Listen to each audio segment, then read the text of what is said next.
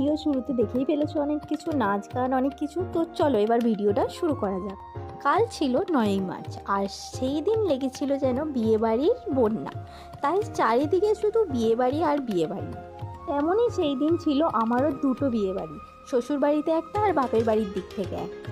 যেটাতে বাপের বাড়ির দিক থেকে আমার আর রাহুলের দুজনেরই নিমন্ত্রণ ছিল, আর শ্বশুরবাড়ির দিকে তো আমাদের সবারই ছিল।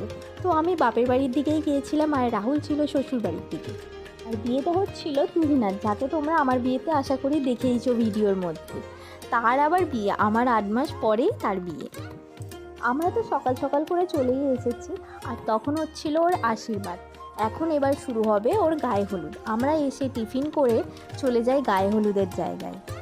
এখানে নাপিত বউ এখন তুহিনাকে আলতা পরিয়ে দিচ্ছে। এই নিয়মটা আমাদের বাঙালিদের অনেক ক্ষেত্রেই আছে। আর ওই যে চুলে তেল দেওয়া যেটাকে বলে, সেটা ওদের পিছন থেকে করছিল। অনেক রকম আমি নতুন নতুন নিয়ম দেখলাম। বাঙালিদের এত রকম রিচুয়ালস হয়, মানে কার কোনটা আছে সেটা হয়তো আমরা সবাই জানি না।